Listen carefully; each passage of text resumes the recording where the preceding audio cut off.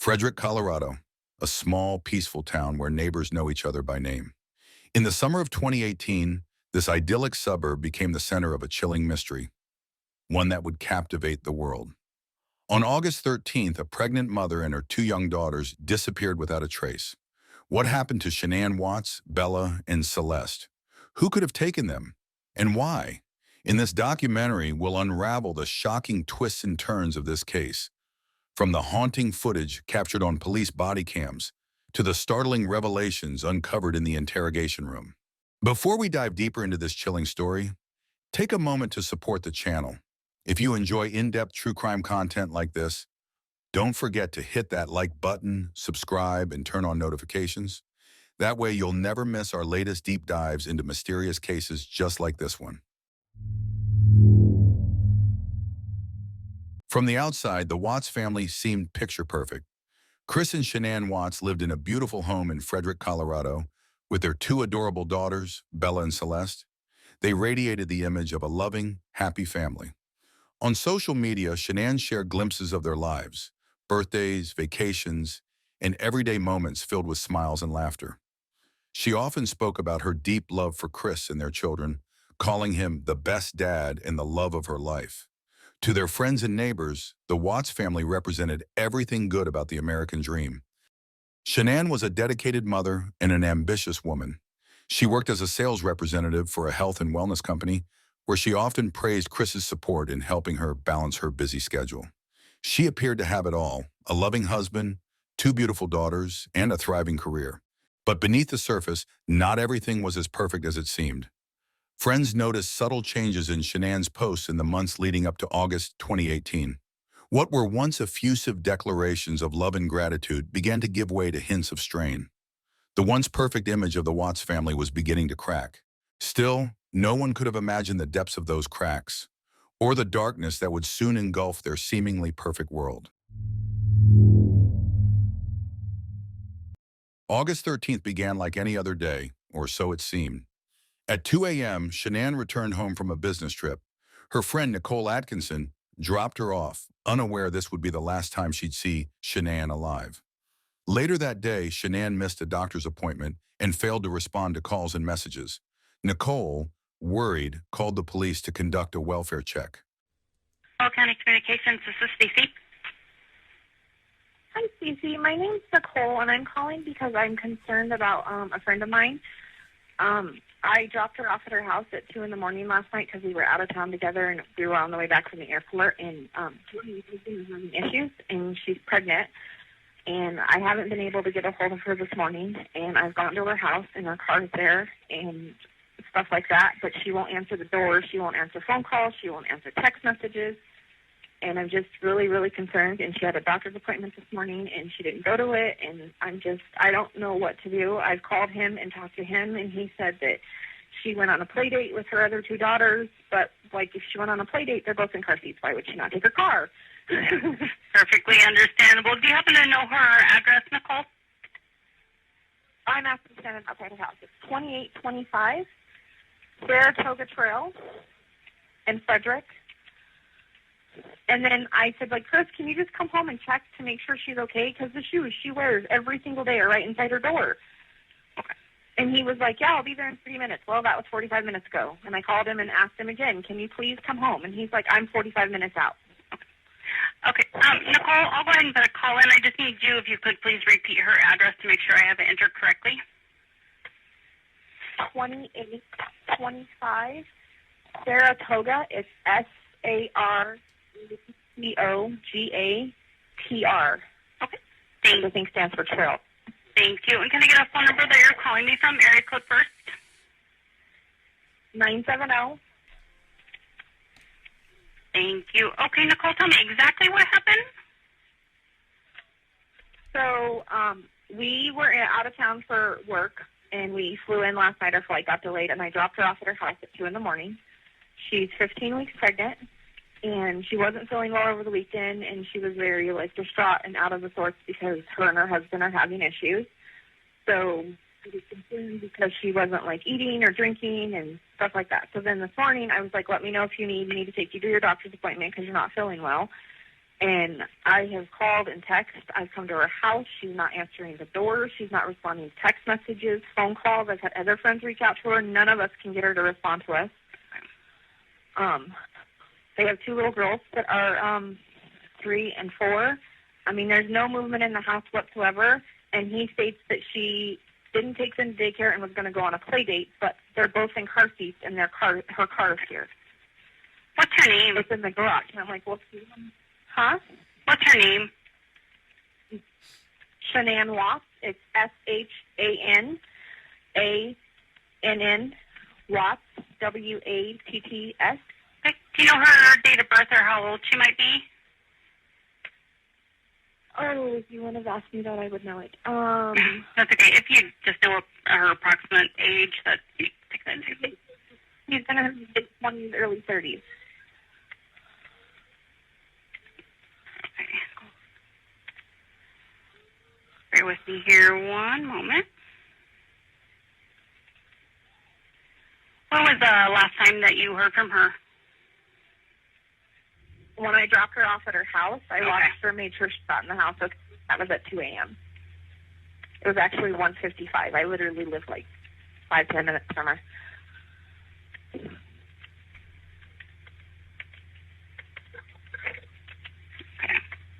And her vehicle is it parked in the garage? Yes. It's a white Lexus. Okay. And I probably, because I was concerned, I know I don't want to get a doctor's office in trouble, but I went to the doctor's office because I've been used them as doctors, and I said, I know you can't give me things because of HIPAA, but can you just tell me if she showed up at her appointment this morning? And the lady was like, no, she did not. Okay. Is that's unusual behavior for her to not show up to her doctor's appointment? No. Okay. No. Pregnancy, like, she was so excited and then got blindsided from her husband that he wanted to separate a week ago. And her husband's name is Chris? Yes, his name is Chris Watts. And he told you that she went on a play date today with the girls. Okay. Yeah, with their 4-year-old. And she told me last night when we were driving home, she's like, the morning's going to suck because I have to take the girls to daycare tomorrow. And I made the statement, well, you could keep them home with you. And she was like, no, that'd be more exhausting. She's like, I have to get up and take them because I have a doctor's appointment at 9.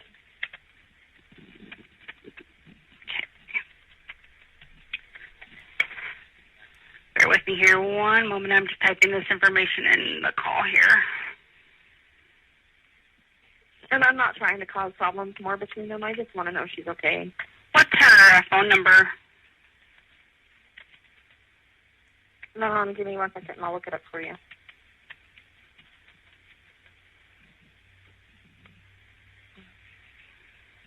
It is 910-850-3286. Okay. And Chris told you that he was on his way? Yes. Okay. I just talked to him. Well, I talked to him earlier. One of our other friends did via text because I was going to the doctor's office, and she said he would be here in about 30 minutes, and that was at 1:08. And then I called him and said, Chris, I'm at your house. I'm not trying to cause drama or anything. I just need to know your wife, okay? I was like, where are you? And he was like, I'm on I-70. I'm about a half hour to 45 minutes out.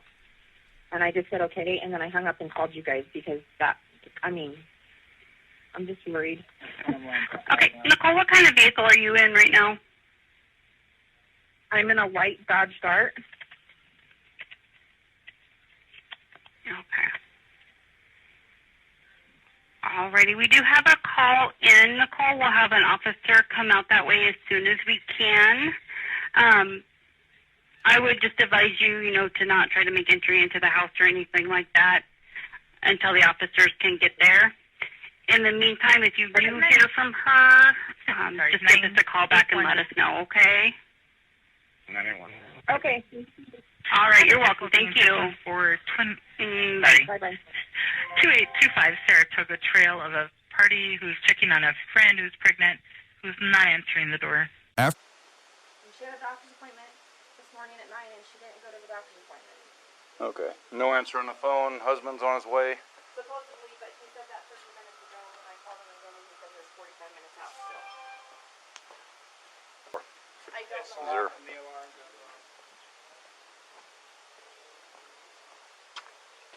do you mind calling him and seeing if we can get a passcode to this and get me permission to go in? Okay. I'm just gonna check the back, see if I can see anything.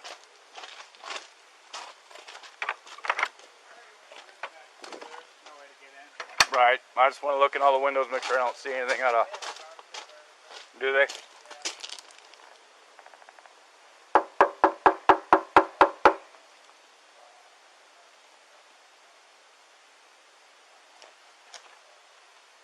As officers began their welfare check at the Watts home, Nicole Atkinson, Shanann's close friend, took it upon herself to contact Chris directly. She was deeply worried after Shanann missed a crucial doctor's appointment and failed to return any calls or texts. Nicole urged Chris to come home, hoping to find answers. I'm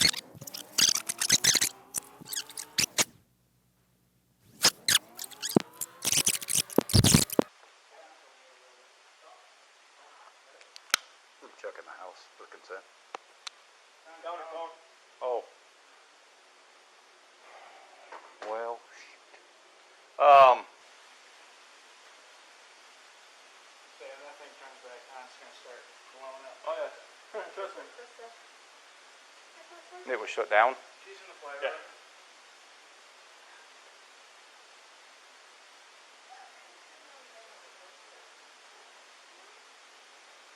Well, it was originally under the pillow on the couch. You know her passcode? I don't know her passcode. It used to be 2385, but now it's 6 digits. It's the baby's due date. 1/31/8/19.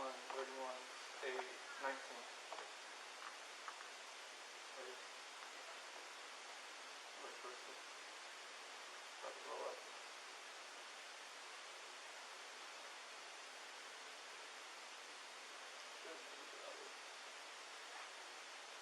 What does she do for work? She works a direct sales company called Drive.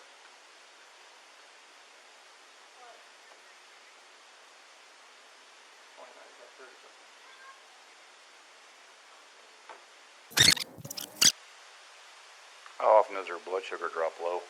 Cassie, her friend in Arizona, said that that's the first time it's ever happened. She normally has migraines, like a while ago, but she had them a lot this weekend. Yeah.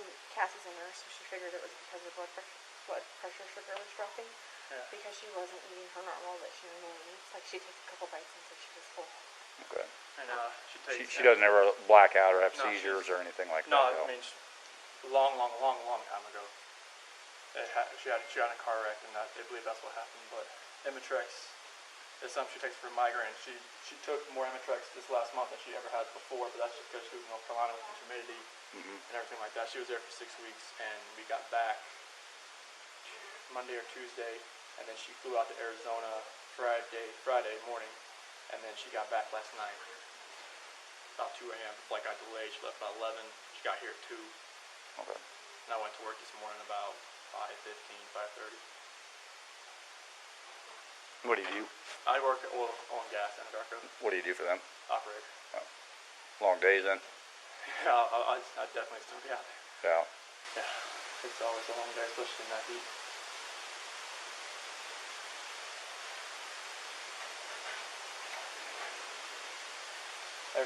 There's no like off text messages unless Can you look at your camera to see from your security system to see when she left? it's unless they left out the front door. Because you told me that she went on a play date with the girls, and then That's what she told me. Addie said you told her that Yeah, she went with some friends she went to go to a friend's house with the kids. That's why I knew they weren't at school. Addie said you told her that she left in the middle of the night. Oh no, she didn't leave in the middle of the night, no. Yeah. Where do your kids go to school at? Primrose in Vista Ridge. Danny wants to talk to you. Okay. Hey. Yeah.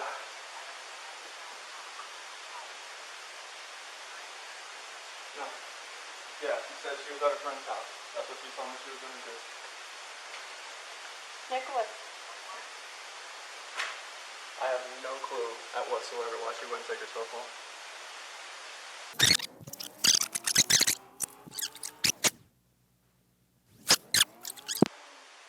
So, what time do you work? Usually, once I get to work, it's like 6:30 to 3:30, 4 o'clock. You usually work nights or days? Days. What time do you leave the day? What time I leave there? Come No, here. Usually between 5:30 and 6. Alright. And was Shannon here then? Yes. Yeah, she's still in bed.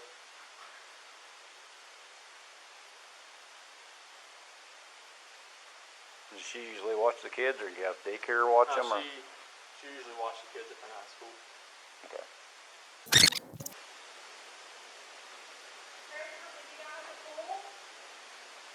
At the pool? Yeah. The little rec center thing right here? There's a pool right down there. Yeah. I mean, I've been here for like off and on for 3 hours here. You're nothing. Alright, I can run down there and check. Why don't you get them?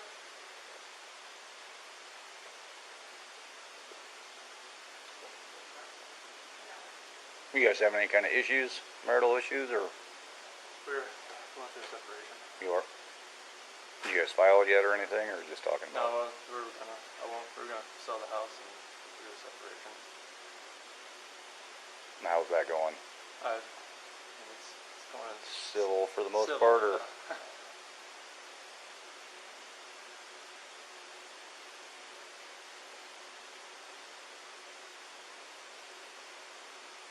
Does your wife go to that swimming pool often, or the? It just depends. I mean, on a hot day like this, I would say no. It says at 5:27 a.m. the overhead garage door 2 was left open and never shut. About that time. So either like when I pulled away and shut the door, it never shut. It was shut when you got here. So either the sensor was tripping out, which has happened before, but I had to replace it 2 weeks ago. Before I left.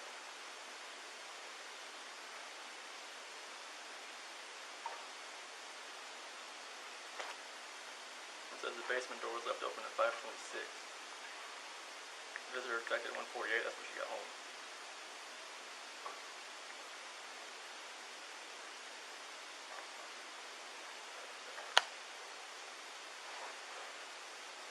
And then the visitor checked at 12:10, that was when you came.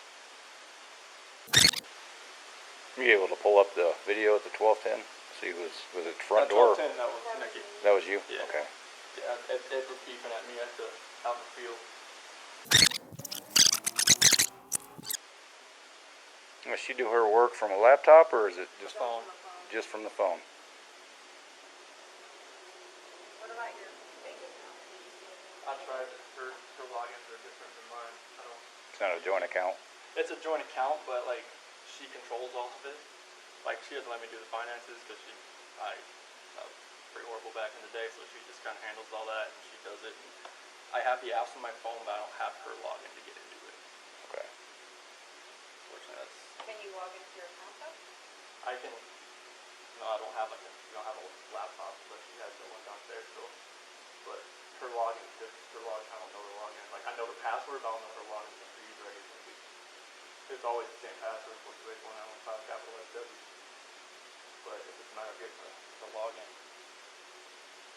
Usually the first that would show activity is she. Right, if she's getting gas or. Yeah, somewhere.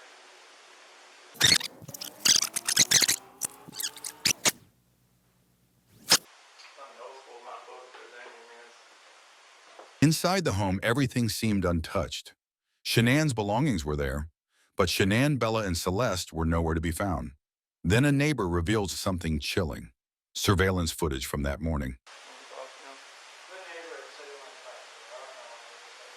Okay. As the police continued their initial investigation, they visited the home of the neighbor who had surveillance cameras that captured activity near the Watts household. Chris accompanied the officers, watching the footage alongside them. The video showed Chris's truck being backed into the driveway early in the morning, a detail that would later become a crucial piece of evidence. The neighbor pointed out that this behavior was unusual, as Chris rarely parked his truck there. While the officers reviewed the footage, Chris's demeanor became noticeably tense. He fidgeted, crossed his arms, and appeared nervous.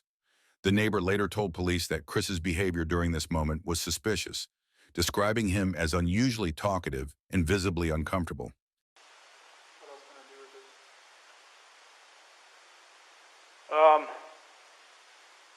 My detective just showed up, so he'll probably want to talk to you. He'd probably, like I said, he might have you call at the bank and see if there's any kind of activity. Because if there was any sort of action out On there, his camera's I up. would have got it. Like Right. we had issues the other week when people were stealing stuff out of like garages and stuff like that, and I had parked my truck I over had here. to park right here. Yeah. So someone, See if I could anything see where happened. someone tried to jimmy with a flathead screwdriver over there, and it was just like, But like, you'll see this car. what security system do you have? Exchange this car. You can see this car starting to drive down the street here. That one. Oh, look, okay. See what I'm saying? It picks up all the way down there. That's cool. He's next door. Here we go. I was talking about dispatcher. The footage showed Chris loading items into his truck in the early hours of the morning. He was alone, but what exactly was he moving? And usually at night I pick up the car pulling a U-turn. So unless they pulled right here, Yeah. but I would have caught her walking out.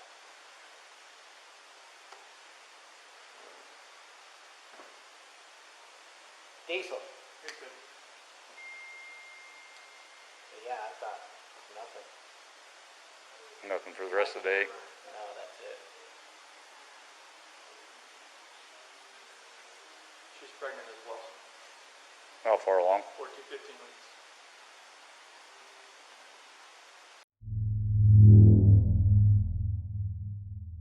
With Shanann and the girl still missing, the case gained significant attention in the media. Friends, family, and neighbors joined the search, while law enforcement expanded their efforts to locate the missing mother and daughters. During this critical time, Chris Watts made a public appeal. Standing on his porch, speaking directly to the cameras, he begged for his family's safe return. His calm demeanor and carefully chosen words painted the picture of a concerned husband and father. But to some, his behavior raised unsettling questions. Chris Watts, W-A-T-T-S. Wow. What's going on right now around your house? Right now it's, you got K-9 units, the sheriff's department. Everybody's like, they're doing their best right now to figure out like if they can get a scent, see where they went. If they went on foot, they went in a car, or they went somewhere. And right now it's just like they've been on point. They're going through the house trying to get a scent, and hopefully they can pick something up to where it's going to lead to something. What happened? Your wife came home. Tell me what's. She came home from the airport 2 a.m. and I left around 5:15. She was still here, and like about 12:10 in that afternoon, her friend Nicole showed up at the door. Like I had texted Shanann a few times that day, called her, say but she never got back to me. But she wasn't getting back to any of her people as well, and that's what really concerned a lot of people. Is like if she's not getting back to her, like if she doesn't get back to me, that's fine. Like she gets busy during the day, but she didn't get back to her people, which was very concerning. And Nicole called me when she was at the door, and that's when I came home. And then walked in the house, and nothing was vanished. Nothing was here. I mean, she wasn't here. The kids weren't here. Nobody was here. What's your wife's name? Shanann, S-H-A-N-A-N-N. What's your kids' name? Bella and Celeste. How do you spell Celeste? C-E-L-E-S-T-E. How old are your daughters? 4, Bella's 4, Celeste is 3. And so, how many times did you try calling her? I called her 3 times, texted her about 3 times just to say, what's going on. Like because after I called her and texted her once, it's like maybe she was just busy. Like she had just gotten back. Like everybody's probably calling her from her trip. She just got back from Arizona, and I figured she was just busy. But when her friend showed up, that's what it was like. It registered like, all right, this isn't right. Do you think she just took off? Do you think? I mean, right now I don't even want to just like throw anything out there. Like I hope that she's somewhere safe right now and with the kids. But I mean, could she event? Could she just taken off? I don't know. But if somebody has her and they're not safe, like, I want them back now. Like, that's what's in my head. Like, if they're safe right now, they're gonna come back. But if they're not safe right now, that's the not knowing part. Like, if they're not safe, last night I had every light in the house on. I was hoping that I would just ran over by the kids running in the door and just like barrel rushing me, but it didn't happen. And it was just a traumatic night trying to be here. I'm gonna ask some kind of tough questions. Your relationship with your kids. Yeah, my kids are my life. I mean, those smiles light up my life. And there's like, I mean, last night, like during when they usually eat dinner, it was just like I miss them. Like, I mean, I miss telling them, hey, you got to eat that, or you're not gonna get your dessert, and just like you're not gonna get your snack after. I miss that. Like I miss them, cuddle up on their couches. They have like a Minnie Mouse couch and a Sophia couch that they cuddle up on and watch, Bubble Guppies or something. And it was just like, it was tearing me apart last night, and I needed that. I needed that last night, and for nobody to be here last night and to go into their rooms and know that I wasn't gonna turn the rain machines on. And I know that I wasn't gonna turn their monitor on. I know I wasn't gonna kiss them to bed tonight. It was. That's why last night was just horrible. I couldn't do it. I want everybody to just come home. Like wherever they're at, come home. That's what I want.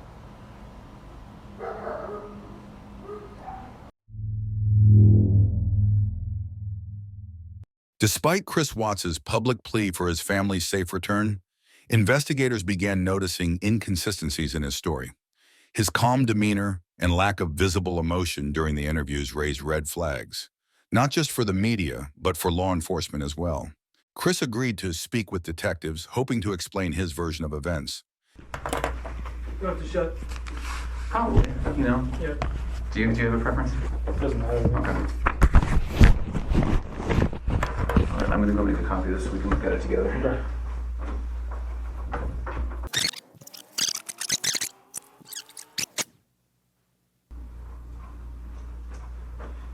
All right, let's do this. So I'm gonna sit next to you so we can look at it together.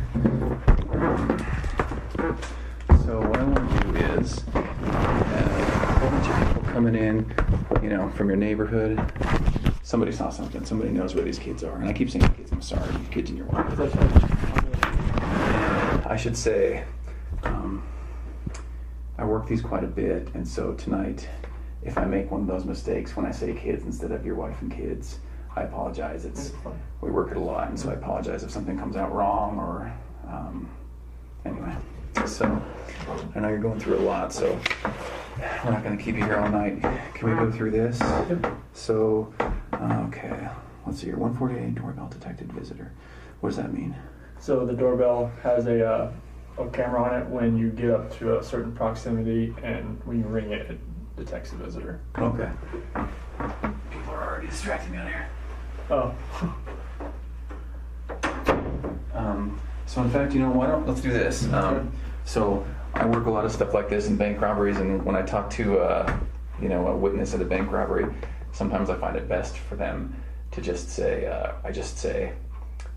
tell me what happened, get it all out, and then once you get it out, let's go over it, okay? So just get it all out as far as this. Tell me exactly what you remember, and I'll take notes about where we can go. Okay. So this 1:48 a.m. Back me up. Let me switch chairs. Okay. Because when they come knocking, Over. I gotta use that key. Do you need more water? No, I'm fine. I brought you Gatorade. Oh, thank you. All right. All right. So 1:48 a.m. Doorbell detects the visitor. So when we were over at the neighbor's house that next day, we were looking at his camera as well, and it didn't show anybody walking up to the driveway, which was kind of weird. That's the only reason I put that on there, because it showed Nicole dropping her off, but nobody actually walking up to the house. It was kind of weird, but she was in the house. Okay. So, and what time are we talking? This is still 1:48. Okay. So, 2 a.m. Shanann gets into bed with me. 4 a.m. That's when my alarm goes off for work, and I proceed to get dressed, brush my teeth, everything I do upstairs. Okay. About 4:15. That's when I get back, slide right into bed next to her, and started having a conversation with her about putting the house up for sale, and talking about proceeding with the separation. Okay. And obviously it gets pretty emotional. Like we're talking about, like we felt the disconnection was there, like falling out of love, and trying to stay together, maybe just for the kids' sake, but we're realizing that doing like our homework, it's not, most of the time that's not going to work. Yeah. And it gets pretty emotional because we have 2 beautiful kids and we have one on the way. So it's just a matter of like, it was very emotional. We were both crying, and at the end, we just said, she said she was going to take the kids to her friend's house for the day. She would be back. Okay. And I was like, okay, that's fine. And that's when I went downstairs, made my protein shake.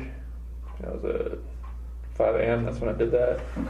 I packed my lunchbox, had my oatmeal, chicken, filled my water jug up. 5:15, I went outside, backed my truck up, was loaded up, had my book bag, my lunchbox, computer, water jug, my big clear container. I put big clear containers in my truck so it's easy just to pull in, just depending on what I'm going to use. And my O-ring kit, and I knew I was going to do some stuffing box rubbers that day, so I got some various open-end wrenches from my toolbox, and I know those would work better than the ones they would give me. Okay. 5:30, that's when I went to work. Okay. And I hadn't heard from Shanann for about 2 hours there, so at 7:40 I texted her and asked her if she could tell me where the kids were, if she took them anywhere. Okay. Nothing. Okay.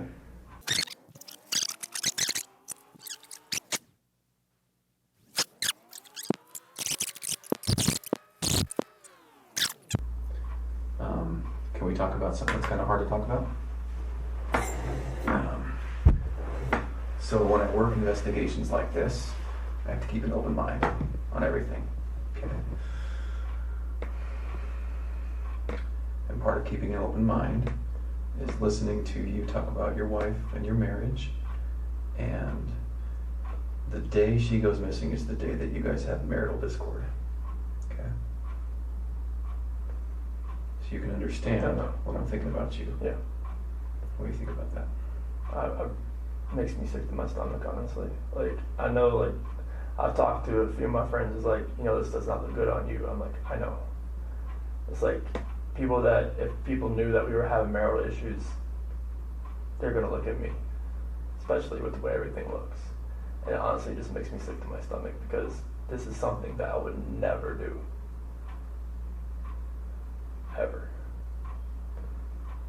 I know, like, you have to look at every vantage point. This is something I would never do to my kids or my wife at all.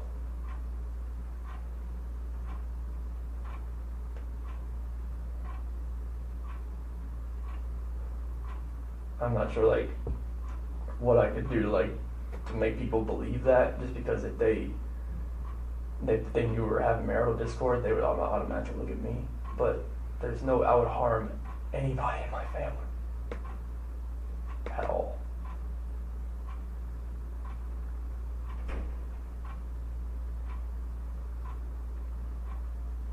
I know we were having marital discord, and we had that conversation that morning, and then she goes, we have no idea where she is, or the kids. I promise you that I had nothing to do with any of that.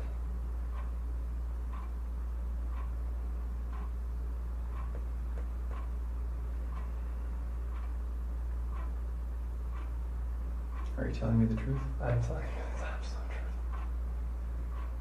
Why should I believe you? Because I'm a very trustworthy person, and the people that do know me, they know how I'm a calm person. I am not an argumentative person. I am a person that's never going to be abusive or physical in any kind of relationship. I would never harm my kids. I would never harm my wife. You can talk to any of my friends, any of her friends. They know me. They know I'm a low-key guy that's quiet. I'm not about confrontation. I'm not about anything that elevates to that level. You can tell, if someone yells at me, screams at me, I just take it, and try to get it by the wayside and get it back to where it's just a cool conversation to where like none of that gets to that height, because I am not that person. I've never been that person.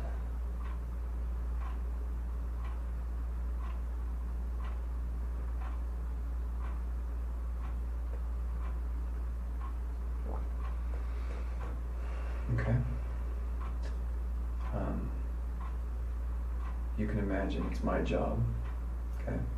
And I told you that tonight we would talk about things and might offend you, you know that we have to get to the bottom of this. Oh. You know that. Yeah. Okay. Would you take a polygraph? Sure. Okay. Would you take it tonight? If that's what you want me to do. Okay. I've never done one. I don't know like what it involves, but Okay. You know what it is? From what I've seen, it goes on your finger. You know what the purpose of one is? That's for a lie detector test. Okay. All right. Well, why don't we do this? Let's take a little break. I'm going to come back in here because I have a lot more questions for you. Okay. I want to remind you that tonight is voluntary. Okay.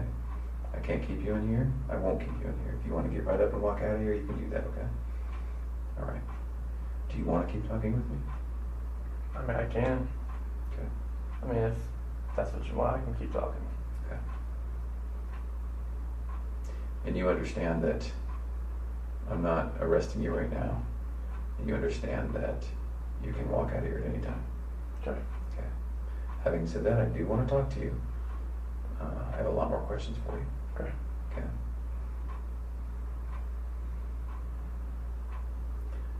Do you know where your wife is? You don't know where my wife is. Are you telling me the truth? I'm telling you the absolute truth. Okay. Let's take a tiny break. Get some water. Do you need to use the restroom? Not right now. Okay. There's some water or Gatorade actually if you need it. I'm going to step out for a minute. I need to look over some of my notes. And I'm going to come right back in here. I'm not going to be out very long, okay? Okay. All right, I'll be right back.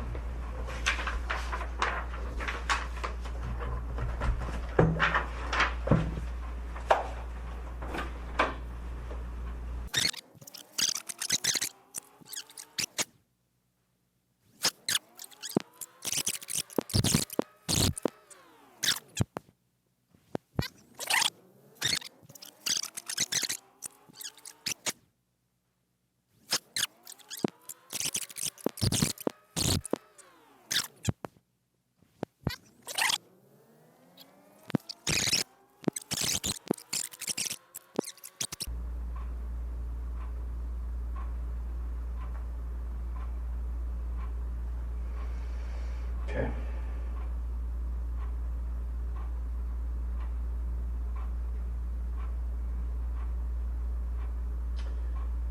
So let's have the hard conversation again. Okay.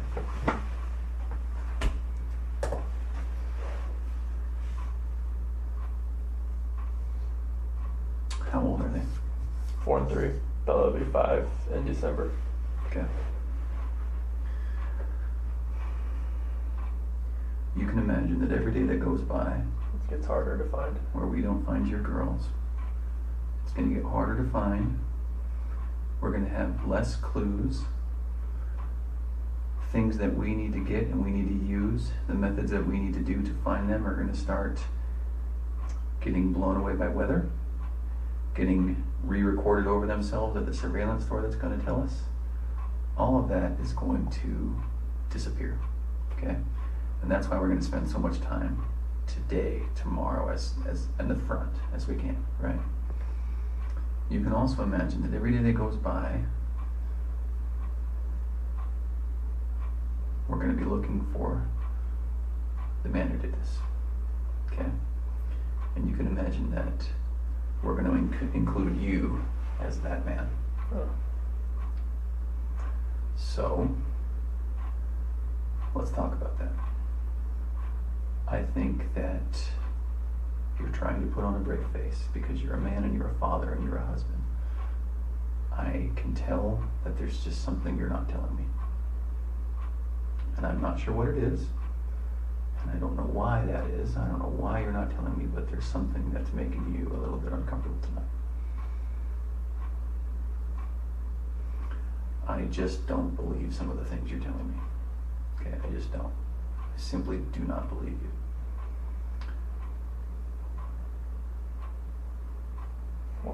What makes you think? What have I said that makes you not believe me at all? This just doesn't make sense to me. It doesn't add up. So can we talk about two Chris's? Okay. Two Chris's. The tale of two Chris's? Okay. And you need to help me know which Chris I'm looking at today and which Chris you really are. So, Chris number one is right here, right? And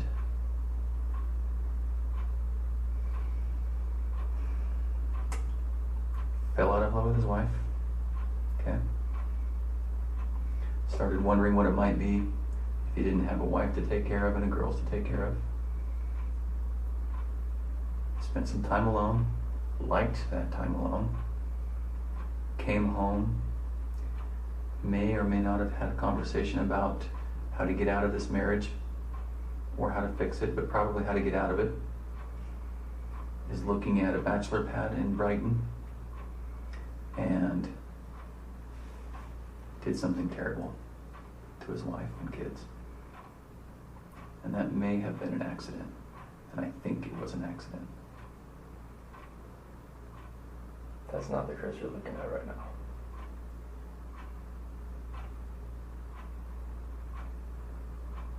No. And the Chris you're looking at is the man who loves these kids and loves his wife and will never, ever, ever do anything to harm them. That's the Chris you're looking at right now. The Chris you're looking at right now wants these kids and his wife back at his house right now. That's the Chris you're looking at.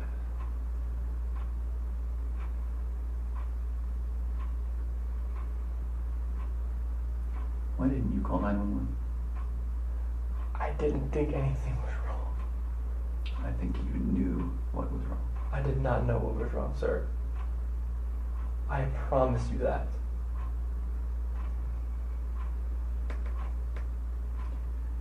What do you think it's going to look like when someone finds out that it was not you that called 911?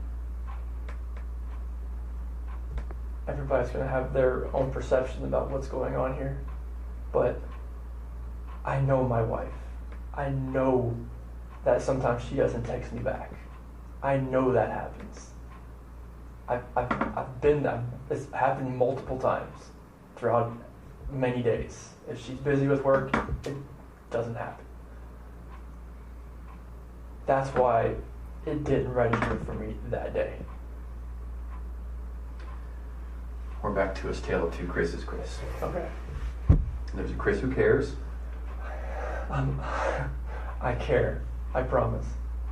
Tell me about the call to your daycare. To the Primrose. I called them to see if the girls were there. They said they weren't there. Okay. I told them since they weren't there, just put them back on the waiting list. That's not what you told them. I told them that we were going to sell the house. Or we could put it on the market, or probably won't be in the area anymore. That's two different things, Chris. Well, I wanted them to be back on I put them on the waiting list since they weren't there. Why weren't they there? I don't know. Where were they going to go? They went to Shanann took them to a friend's house. Why wouldn't they go to daycare? I am not sure. Honestly, sir, I am not sure.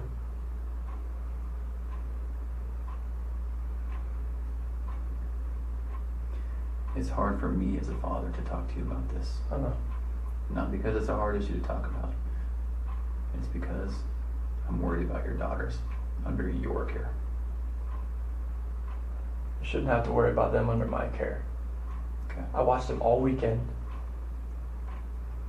I went to a pool party at Jeremy Lindstrom's house. It's like, I love those kids with all my heart. And nothing in this world would ever make me do anything to these kids or my wife.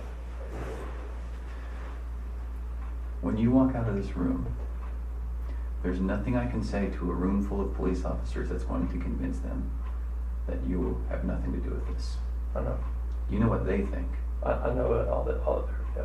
Here's a guy who didn't call 911, who woke his wife up at a ridiculous hour because he was so guilty about something that he had to get it off his chest and say, I don't love you anymore, I'm leaving you. That didn't go well. Okay, so what happened? She told me she wanted me to wake her up before I left. That's why I didn't just wake her up, like, just to tell her this. Like, I woke her up. That's what she wanted to do, and we talked. Like, usually at 4 a.m., I wake up, I go down and work out. This day, I wanted to talk to her about this.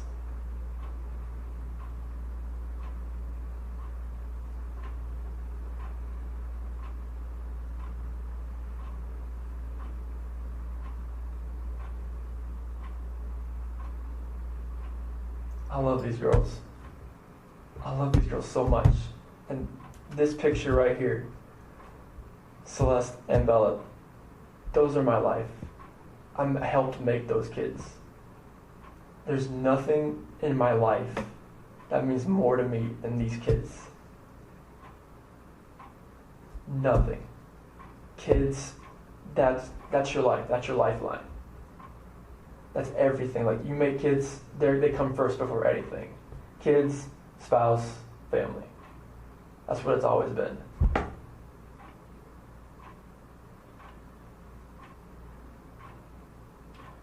Nothing you've told me tonight makes sense. Nothing you've told me tonight feels like the truth.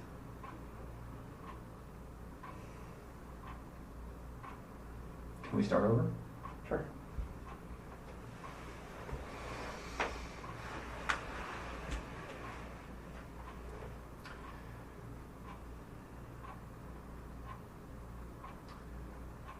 I think that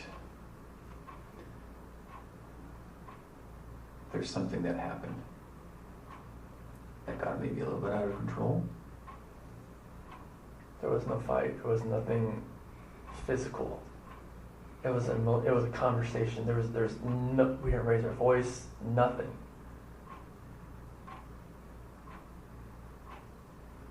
I promised you that, sir. There was nothing physical with this conversation. What was the last thing you saw about your daughters? Last thing I saw, like when I left, What did it look like? saw him in the monitor as it was switching back and forth. What's the last thing you saw with your wife? She was laying back in bed as I was walking out the bedroom door. Okay.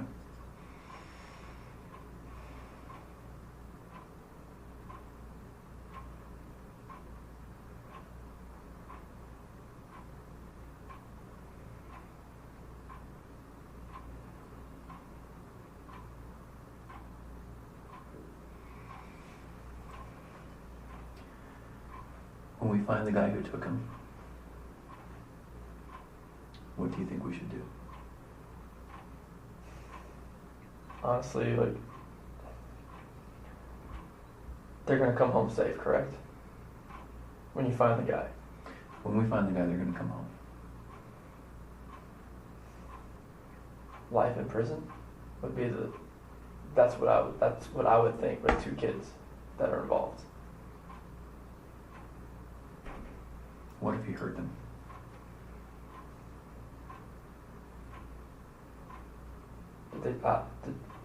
I'm not sure if like that penalty is even used. Is it used in Colorado? I'm not even sure. What is? A death penalty? Okay. I mean, like, if these kids are not alive, like, there's nothing you could do to cope with that, to make me cope with that, if those kids are not okay. Okay. All right.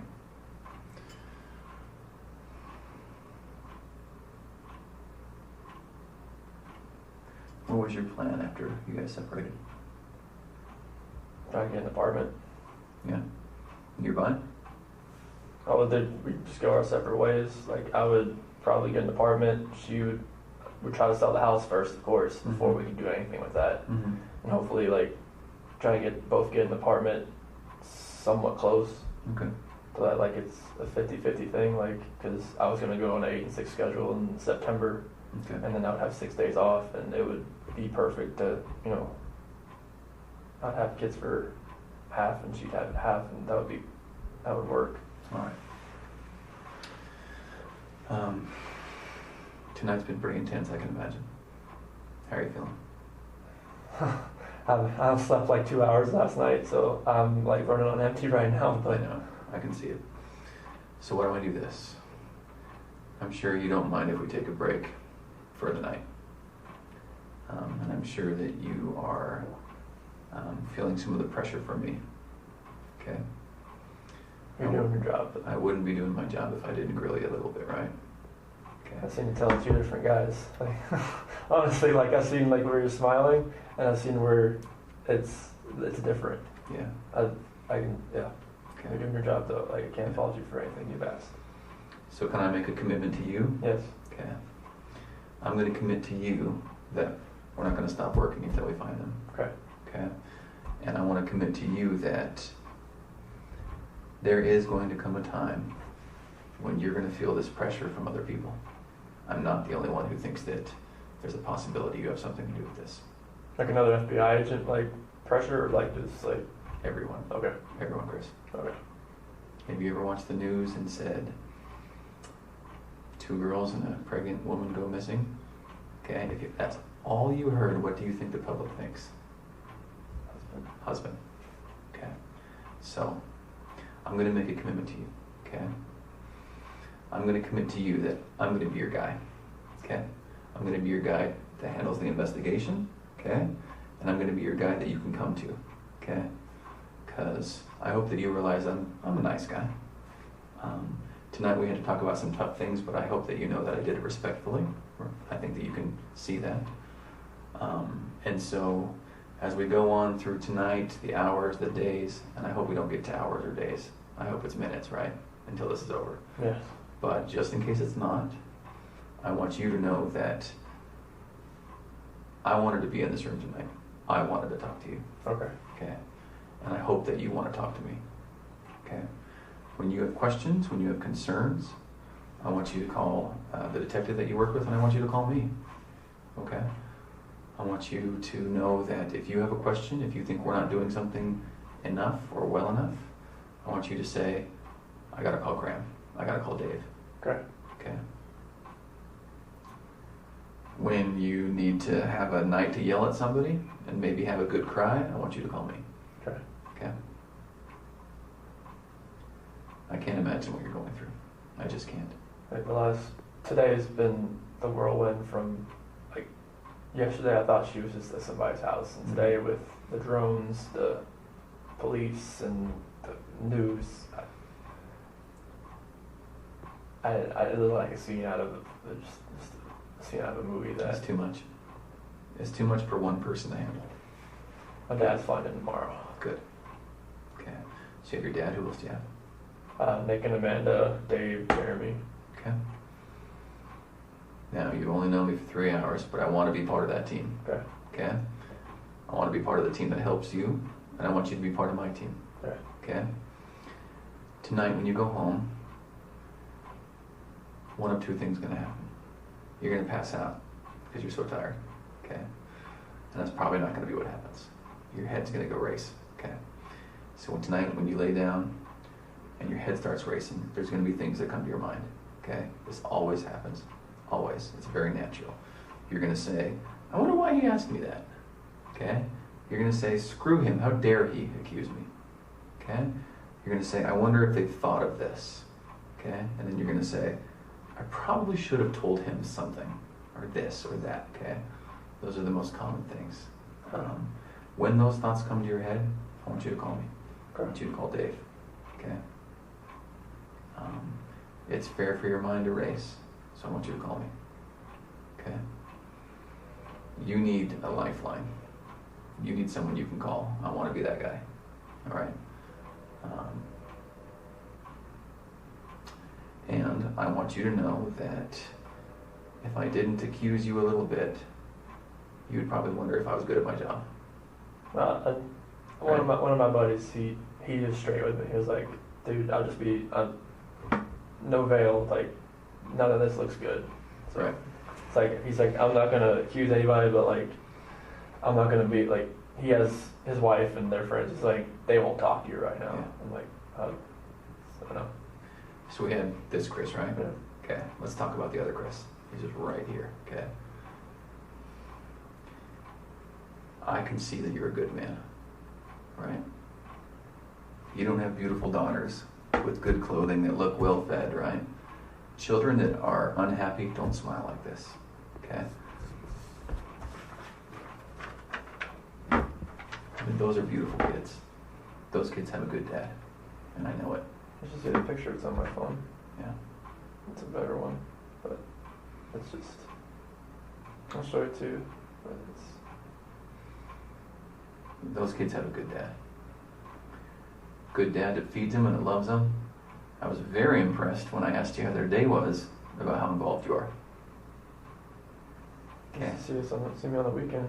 A lot of dads don't get second pairs of clothes and cook eggs and give them snacks at night. You know, a lot of men, that's woman's work, right? I like to get involved. But you're not that kind of guy, okay? So, Chris, can you just look at me for 1 second? If there is something that happened, it's okay. It really is. Yeah. Okay. If something that happened with these girls, if there was an accident, if there's something you're afraid to tell me, it's okay. Okay. If there's something that happened with your wife, it's okay. Okay? You can always tell me. And if you want to talk 15 minutes after you leave, I'll answer the phone. If you want to talk in the middle of the morning, I'll answer the phone. Okay? What I want to happen is, if that's what happened, if there was something that got out of hand, if there's something you know, I want you to go home and I want you to know that I'm the guy you can talk to, okay, who's not going to judge you. I have kids. Sometimes I joke with my wife, I just need 2 weeks alone, you know? Like when you told me about your 4 to 5 weeks alone, I was like, wow, that sounds like a slice of heaven, right? Sometimes it's a bit much. Okay, so let's do this. We're going to take a little break. I'm going to help organize the search at your house tonight. Okay. Okay? I still want to do that. Okay. I was just gonna go to my friend's house and just get out of your way. Okay. Now, hopefully they still listen, awake. I can't tell you that we have to do it. Okay? If you want, if like you said, it rained tonight. Yeah. Like hard. Like it blew 4 trash cans in my yard. Let's get on it, right? Like it's whatever's there is there, and I want it found. I want to do that. I want to talk to you again tomorrow. Okay. Okay? I want you to get a good night's sleep and a good breakfast and a good workout, whatever you got to do, whatever your morning routine is. My dad flies in the morning about like 8 or 9. Okay. So what time should we plan on doing that? can I get him back home first and then come here? Of course. Okay. And listen, of course, Okay. take your time, get settled in. So what time is he flying? He should be here around 8 or 9. 8 or 9? Yeah. Okay. He's flying from North Carolina. Here's what I would love to have happen. He's flying in 8 or 9. You got to go get him. You got to get him back. He's going to want to know everything. Yeah. Okay, he's your dad. Yeah. Okay. He's called me like 10 times today. That's going to take forever. And he's going to have questions and comments and concerns. Okay. I would love for you and me as a team to talk tomorrow, to do a polygraph tomorrow, and move past all of it. Okay? Move past me wondering about Chris, me about wondering which Chris I'm talking to. I want to move past it. I just want to get it behind us. Okay? And then our talks are going to be a lot more comfortable than they were tonight. So can we say that tomorrow at 11 o'clock Okay. we can do a polygraph? Here. Here. Okay? And there might be little tweaks. It might be at a different office out of this. We're not going to try to rock your world too much. We know what you're going through. Okay? I want to get that done. I want to just move past it. Okay. Okay? Can we do that? Yeah. 11 o'clock? Yeah. Okay.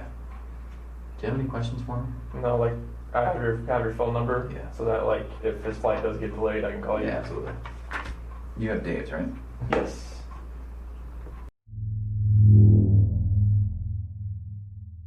The next day, Chris returned to the police station for a polygraph test. He walked in appearing calm and composed, a man seemingly confident in his ability to clear his name. Investigators noted his demeanor. It was as if he believed this test would finally put their suspicions to rest. The polygraph test was a pivotal moment in the investigation, a step that could either confirm Chris's innocence or unravel the truth hidden beneath his composed exterior. With the stakes higher than ever, the stage was set for what would become a turning point in the case. One of the things we were talking about is, as we mentioned yesterday, just knocking out the polygraph. Yeah. Why don't we do that today? Okay. Why don't we do that now? Okay. We'll get that out of the way when you're done. This is Tammy. Did you meet Tammy yesterday? No, that's okay. the only one. This is Tammy. Hi, Chris. How are you? All right. So then when we're done, we'll figure out our game plan that I was talking about today. Okay. Does your dad have availability to use the car if you're going to be here for like an hour or more? Can you drive? Oh, he can drive. Okay. Yeah, he's shows that say like, all right, don't put things out there before the police. Because then you don't know if somebody really knows or if they just saw it on TV. Mm-hmm. Yeah. Well, let's do this. I think while you're doing this, it's going to be completely okay to ignore your phone and the media and everyone, right? Okay. So let's get this out of the way. I think it'll really clear your mind a little bit, right? All right. So why don't we put a halt on the phone, on texting people, on Good Morning America, all those stuff. I haven't responded there. Yeah, Let's only focus thing my on friend this. said. Yeah. Let's focus on this. Let's knock it out, and then let's talk.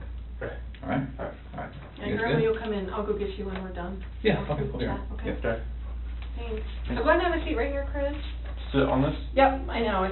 I'll explain what that is here in a little bit, but you don't have to worry. It's not on or anything right now. It's not gonna buzz you or anything. I've never done this before. I know. A lot of people haven't had polygraphs before. It's not like a normal thing that people go through. A lot of people, like obviously in law enforcement and places like that, they have to go through polygraphs for their job. But other than that, most people never take a polygraph in their entire life. So. Yeah, so I have like no idea like what to expect, honestly. Yeah. So how are you feeling today?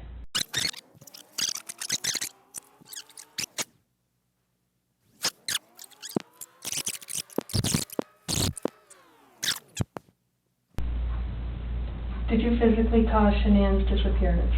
No.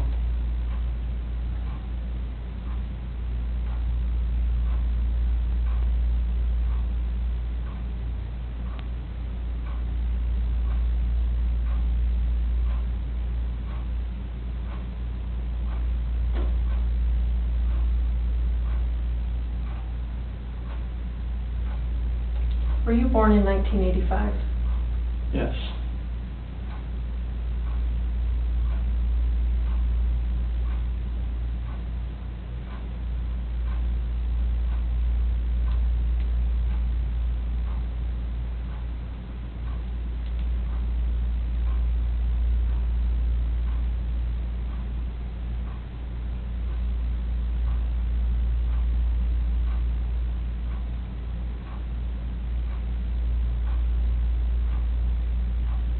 Before 2018, did you ever say anything out of anger to a loved one?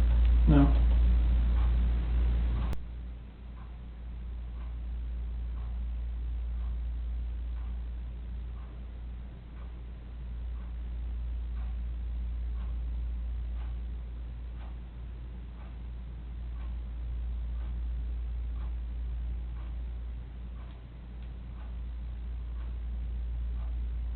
Are you lying about the last time you saw Shanann? No.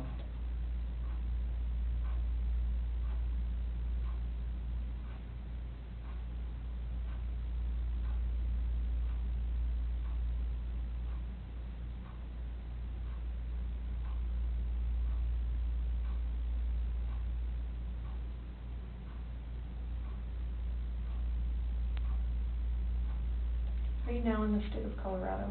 Yes.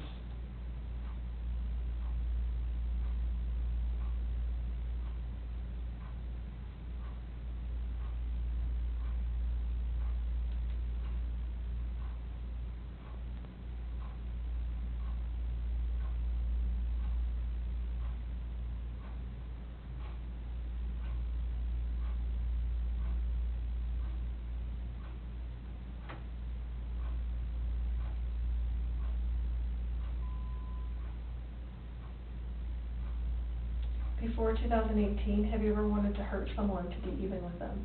No.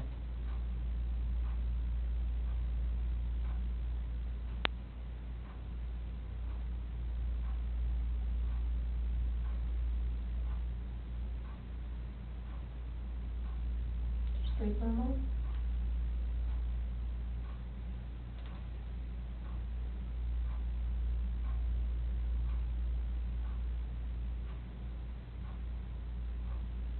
Do you know where Shanann is now? No.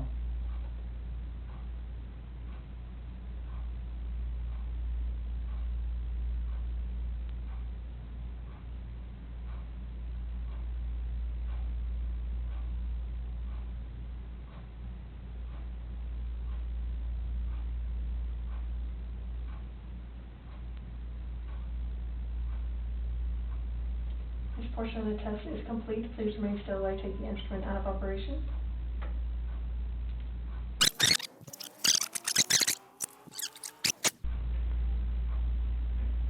The test is about to begin. Please remain still.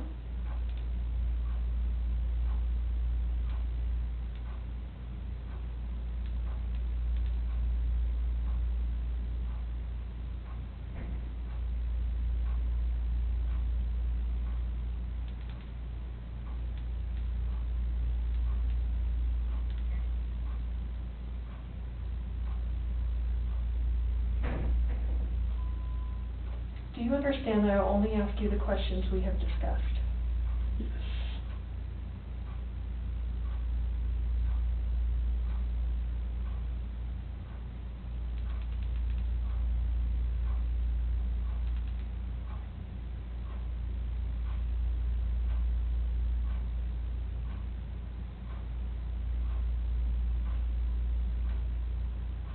Regarding Shanann's disappearance, do you intend to answer all of the questions truthfully? Yes.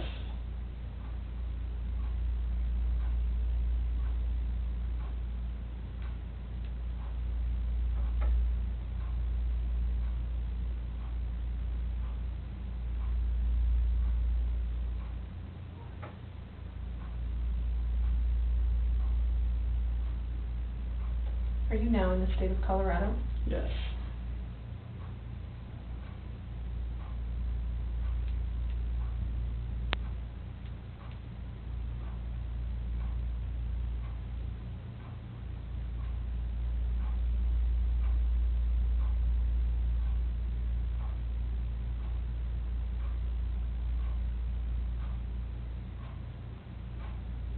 Before 2018, have you ever wanted to hurt someone to get even with them?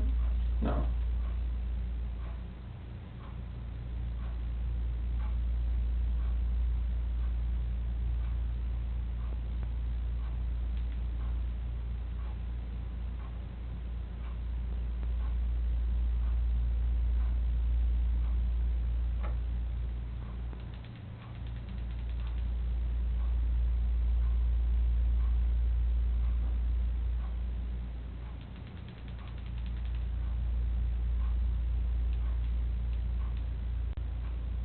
Are you lying about the last time you saw Shanann? No.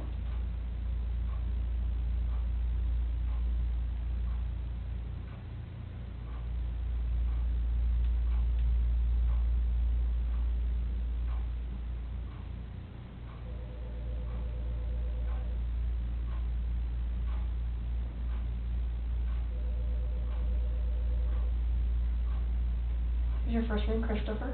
Yes.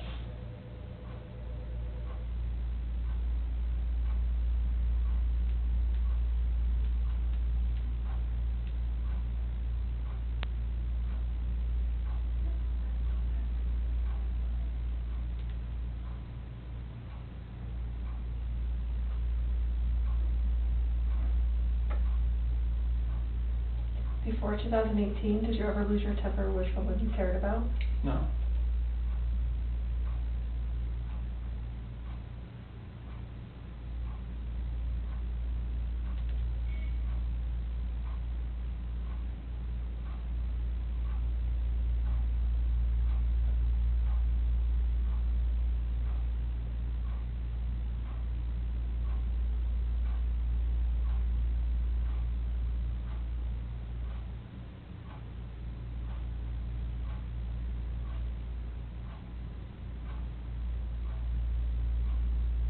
you know where Shanann is now? No.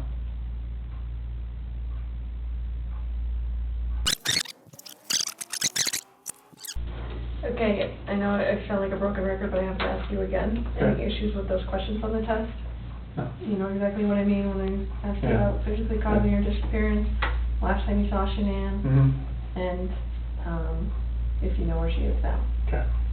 No question about those? No. Okay.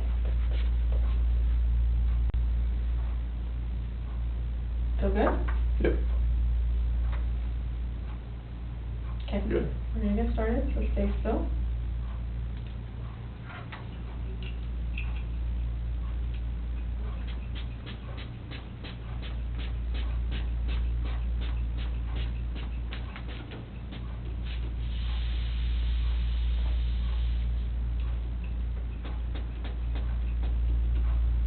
Do you think breathing through the nose or breathing through the mouth matters?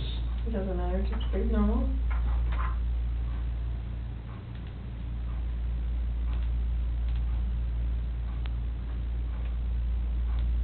Stay still.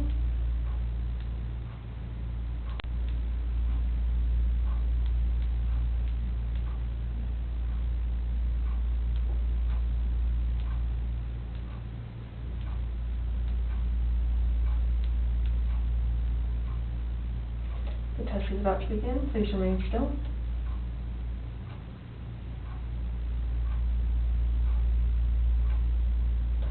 Do you understand I will only ask you the questions we have discussed? Yes.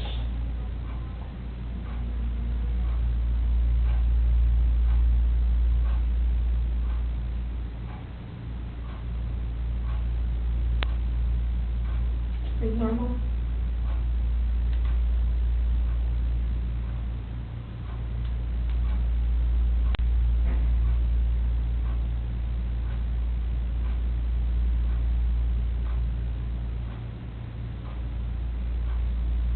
Regarding Shanann's disappearance, do you intend to answer all of the questions truthfully?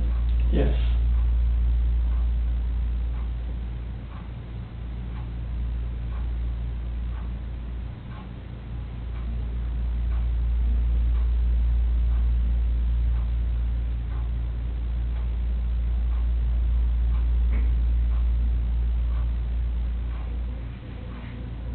Were you born in 1985?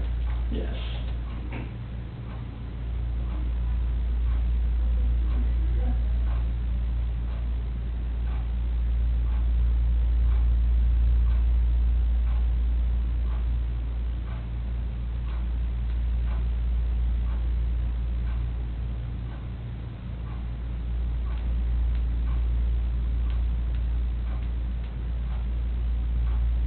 Before 2018, did you ever say anything out of anger to a loved one? Yes. No.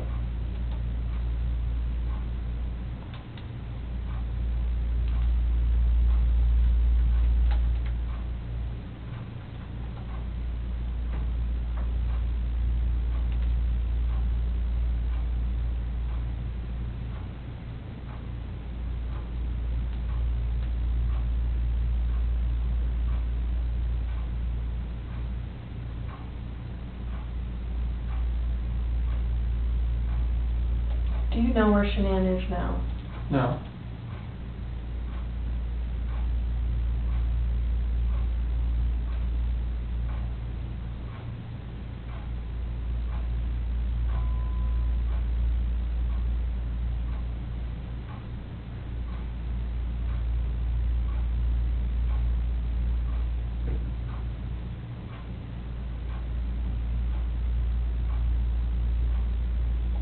Are you now in the state of Colorado? Yes.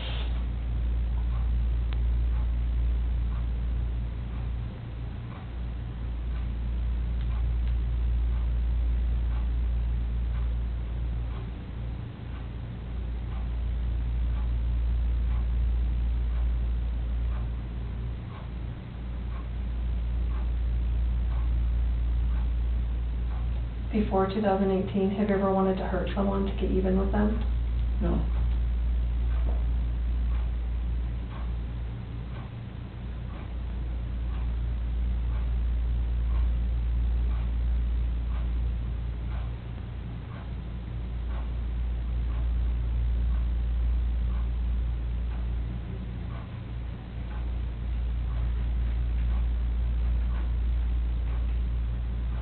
Did you physically cause Shanann's disappearance?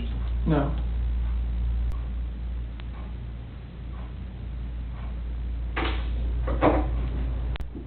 Oh my gosh, I did forget part of it, didn't I?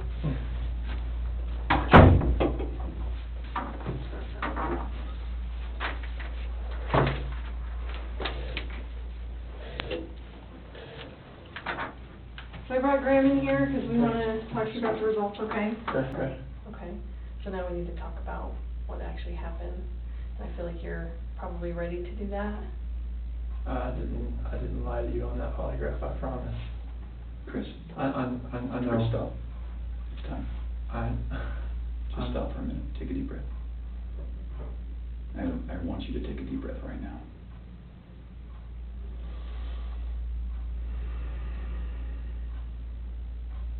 There's a reason you feel sick to your stomach. And when people hold stuff inside, it makes you physically ill. And I can just tell on your face, I could tell from the second you walked in that you were wanting to just come clean and just be done with this. And I appreciate that because you knew sitting down in that chair that you weren't going to pass today. And you knew I was going to find out because I told you that. And then you continued to stay knowing that you could, at the end, say, you know what, I just need to get this off my chest. Like, I just need to tell you what happened. We're not here to play games. We're not here to do any of that with you. We just want to know what happened. So can you start from the beginning and tell us what happened? Everything that I've told you, I did not lie on this polygraph. I don't know how much I could tell you right now. Like, I did not. Yeah, it's not even an option right now because you did not pass the polygraph. So I know you were being deceptive. So that's not even an issue right now. The issue right now is what happened to Shanann, Bella, and Celeste. That's the issue right now. Okay. Okay. So let's talk about that. I've I know you want to tell us. I can see it in your face. Holding this lie in is going to do nothing for you. I know this. Like, Okay. I'm not like trying to like cover things up. Like. Yeah, but you kind of are because it's normal. Normal people would do that. Normal people that make a mistake initially are going to go, I don't know what you're talking about. I didn't do anything. That's normal. I would expect that.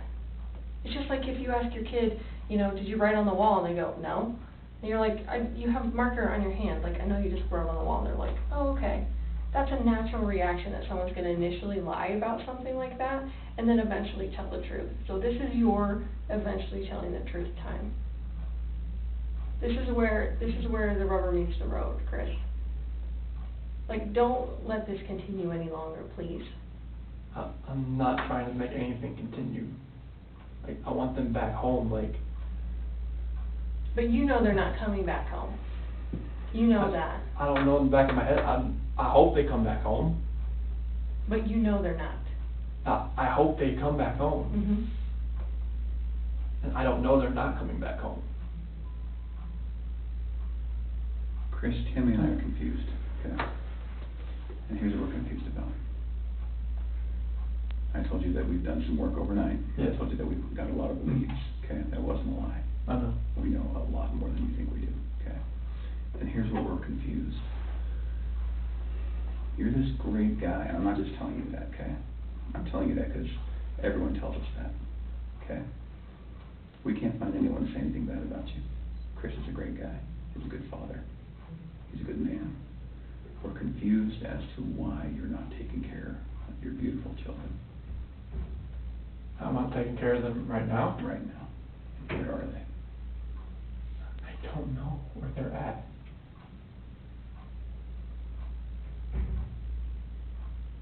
Honestly, I do not know where they are at. If I could have my babies back home right now, I would. I want them back. I want everybody back. That is the God's honest truth. In a dramatic turn of events, investigators brought Chris's father, Ronnie Watts, into the interrogation room. The hope was that Chris might open up to a trusted family member. What unfolded next was shocking. With his father sitting across from him, Chris hesitantly began to speak, revealing a version of the events that investigators had not yet heard. He claimed that Shanann had killed their daughters in a fit of rage, and in response, he had killed her in the heat of the moment. This revelation stunned both his father and the detectives watching from behind the glass. But even as Chris shared this story, inconsistencies began to emerge, raising more questions than answers.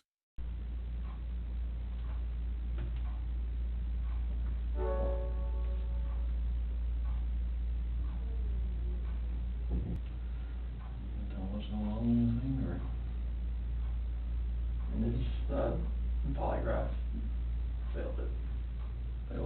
Yeah, because there's too much emotions. So I mean, they're not gonna let me go.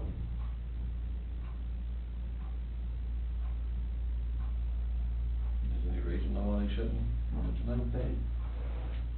They know I had an affair. And they know. I can't complain about that.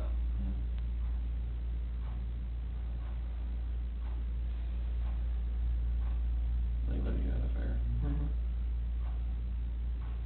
Anything else you wanna tell me, what's going on, or what might have happened, or anything, or you know anything about? When we had that conversation that morning, it was,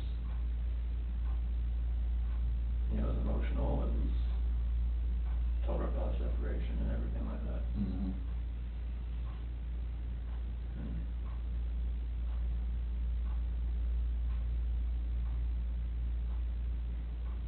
What happened after that?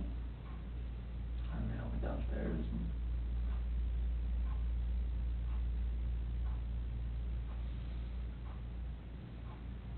I don't want to protect her. What? I don't want to protect her. You don't wanna protect her? I don't know what else to say. What happened? Huh? She hurt him? Yeah. And then I What now? freaked out and I hurt her. You hurt her? Did they leave after that, or what happened? So she started hurting the kids? They were.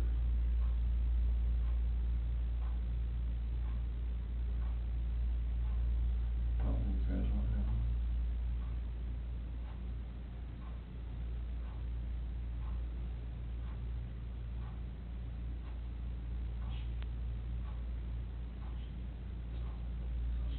What?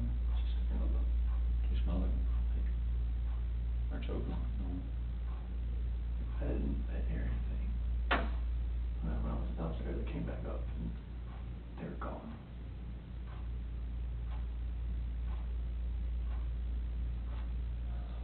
I don't know, like me talking to her about that.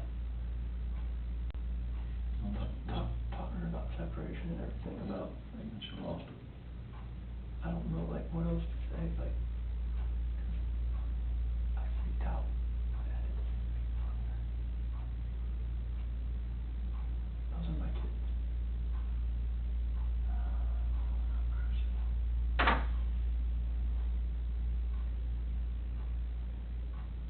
So she,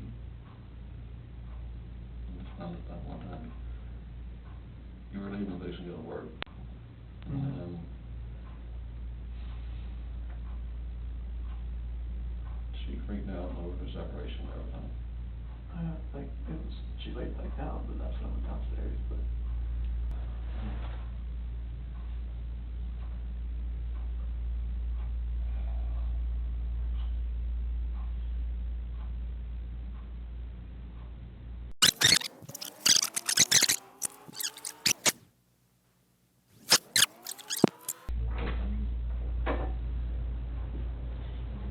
What's that? You okay? I'm sure.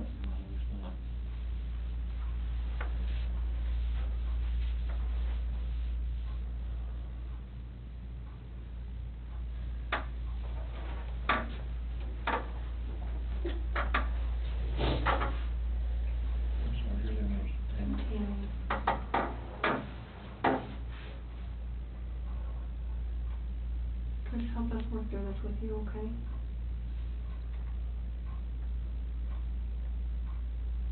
Can you tell us what you told your dad? After that conversation, Water up there, son. no, you're fine. Yeah. After that conversation we had, and she accused me of the affair, and she, in her heart, she knew what was going on. And she knew about the dinner the other night. It was too much for just me. She knew about what now? When I told her I went to a Rockies game, I went out to dinner.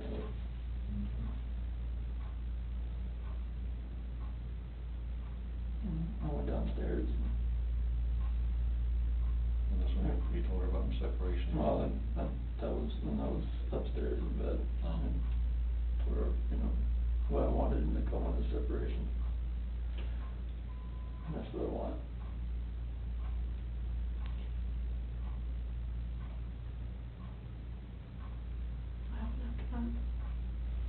After his emotional conversation with his father, detectives re-entered the room.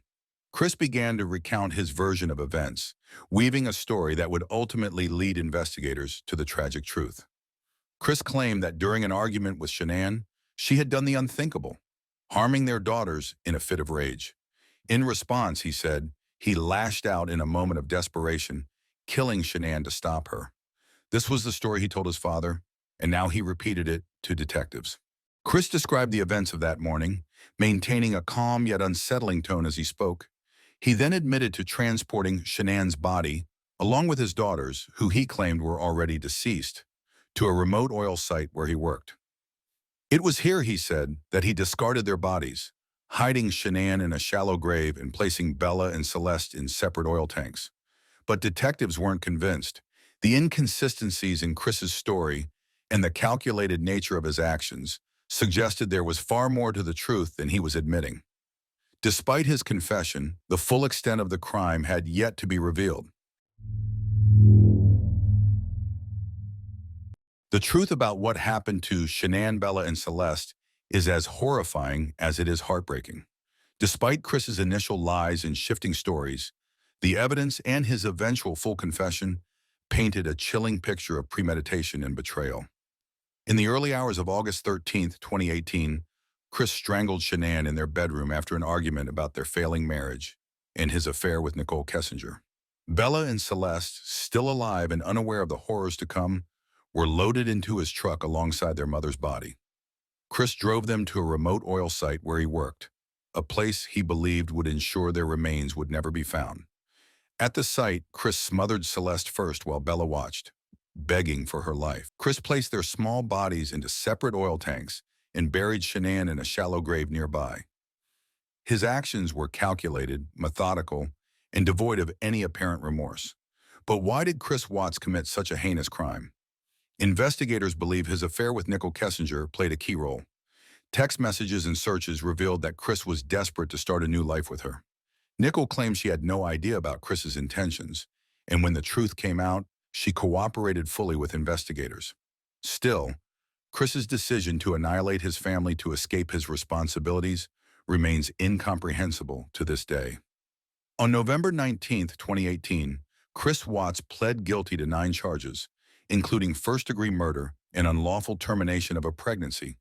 He accepted a plea deal to avoid the death penalty, which Shanann's family supported to spare them a lengthy trial. Chris was sentenced to 5 consecutive life sentences without the possibility of parole, ensuring he will spend the rest of his days in prison. Today, Chris Watts remains incarcerated, serving his sentence in a Wisconsin prison after being moved from Colorado for his own safety. In prison interviews, he has offered varying accounts of his actions, but none have provided a clear answer to the ultimate question: why? This case leaves us with haunting reminders of the dangers of deception and the devastating consequences of selfishness and betrayal. The loss of Shanann, Bella, and Celeste is an unimaginable tragedy, and their memories remain a beacon of hope and love for those who knew them. This is the story of the Watts family, a case that shocked the world and serves as a somber reminder of the darkness that can lurk behind closed doors. Thank you for watching.